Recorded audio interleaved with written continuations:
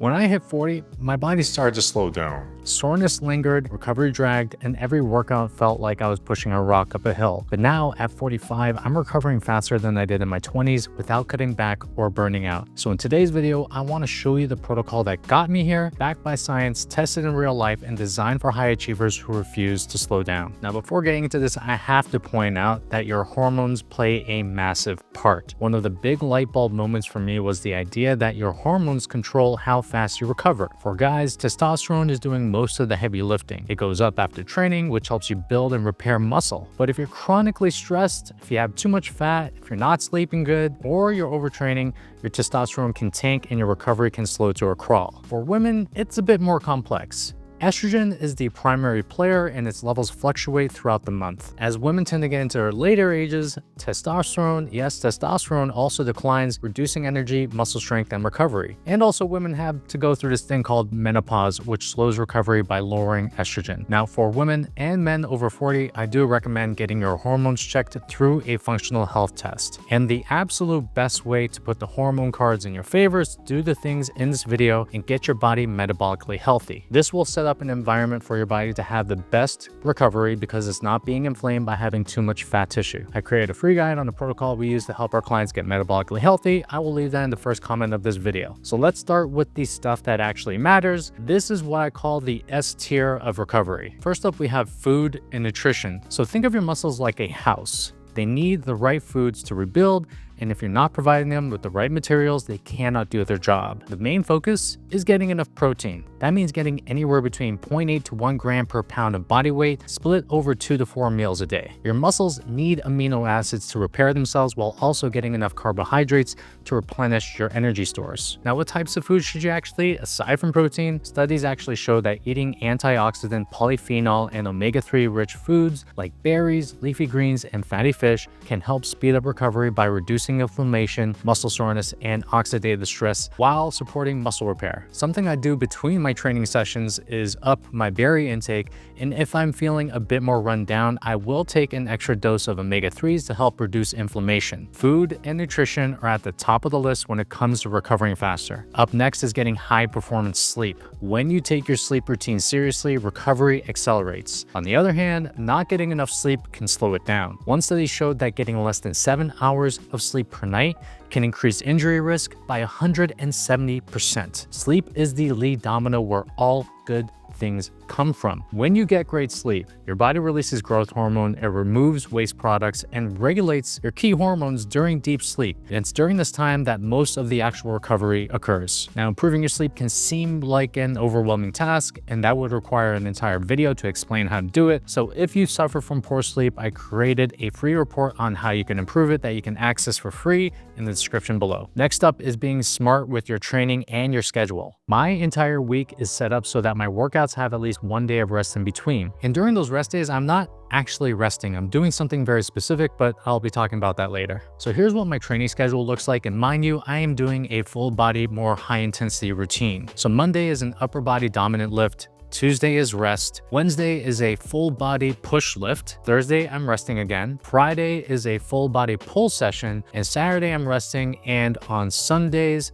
I sprint. Now, I chose this schedule for myself because even doing something high intensity like sprinting, you don't necessarily want to do a leg workout afterwards and vice versa. So being smart with your training schedule is about balancing your work to rest ratio and also the types of muscles that you're training. And lastly, when it comes to your workouts, you want to be doing 2 crucial things. Number 1 is going to be choosing the right workout volume because too much can delay recovery and also cause fatigue. You want the optimal amount to balance muscle growth and repair without overwhelming your body's ability to recover. A good coach of mine once told me that volume is like getting a suntan. You want enough sun, but not too much. It's time for me to get out! And number 2 is you want to be lifting 1 to 2 reps away from failure. I find that this helps keep your joints healthy and also improves recovery because you're not dealing with achy joints all the time. Now, the final pillar in the S tier is managing stress levels. So having chronically high stress increases cortisol, it slows muscle repair and also raises inflammation. And thankfully, to manage the stress, you can actually apply a lot of the recovery techniques that we are recommending in this video. Now, the second pillar is what I call the really good stuff, or A tier. First is going to be active recovery. So I used to think rest days were about sitting on a couch and doing absolutely nothing, and that was a huge mistake. Your muscles recover faster when you keep blood flowing through them. One of the best ways to do this is to go for a walk or do some light stretching, or just to move around a little bit more on your off days. Now, you don't want this to be intense. If we were thinking about zones, you want to keep yourself in like a zone 1 type of mode. You just want to keep things loose and also get your blood flow moving. When you do active rest, this helps clear out the waste products from your training and helps bring in fresh nutrients. Next is going to be hydration, and specifically drinking water with electrolytes. If you are chronically dehydrated, you are slowing down your recovery to a snail's pace. Hydration isn't just about drinking water, it's about making sure you are absorbing the water that you're drinking. This is why I pay close attention to my electrolyte intake,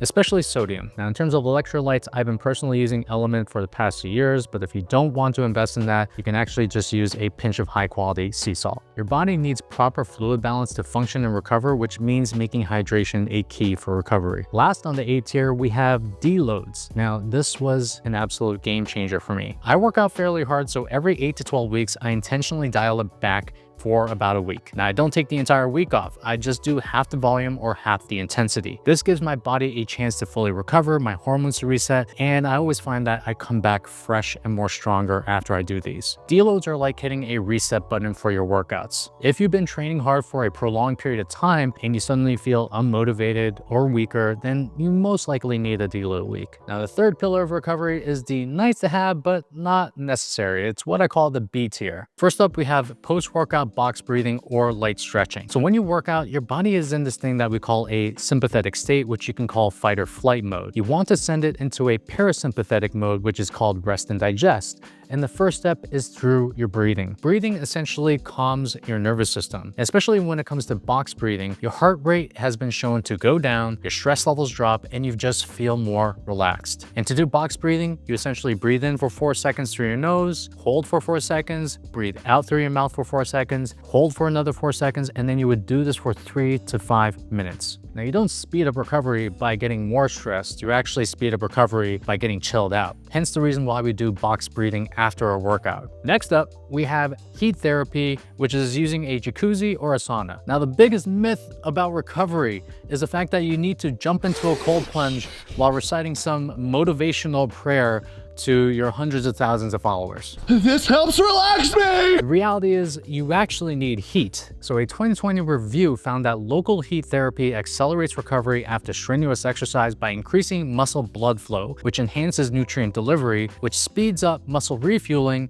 reducing soreness and making heat more effective than cold for post-exercise recovery. And the reason is heat helps relax your muscles. It increases blood flow and it makes you feel better as a result. Now, if you do insist on doing cold therapy minus the motivational speeches, You have to do this, folks. This is what Navy SEALs you do. want to do it at least 24 hours or longer after you've worked out. And the reason is it's been shown to have a negative effect on muscle building, especially if you do it right afterwards. Now, last, we have the stuff that might work, but it's definitely not necessary. In the D tier, we have supplementation. So first up, you have creatine. It's anecdotal, but when I increased my creatine intake from 5 to 15 grams, I felt a demonstrable difference in my recovery. I talked about it in this video over here. Other supplements that have been shown to improve recovery are magnesium, tart cherry juice, beetroot extract, and vitamin D. In fact, being in the sun and getting more vitamin D on my body always helps me recover faster than the wintertime. And the science supports this as well. So sun exposure boosts recovery by increasing vitamin D, which strengthens immunity and bone health.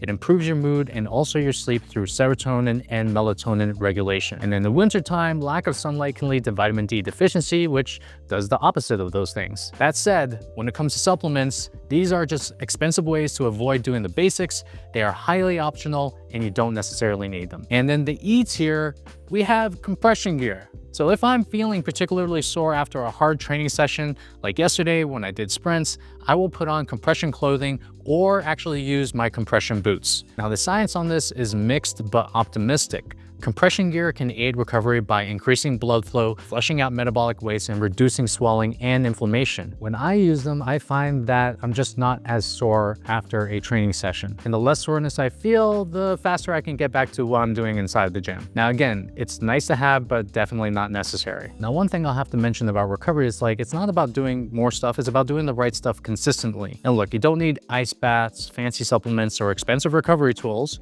They might help, but they're not necessary. If you focus on the S and the A tiers, that's the 80% of recovery. Also, being metabolically healthy and optimizing your hormones matter more than you think. They are the foundation for your body working as it should. And if you want to recover faster, start with the basics, then work your way down the list. Now, I hope this video is going to help you recover faster than you did before, and I'll see you in the next one.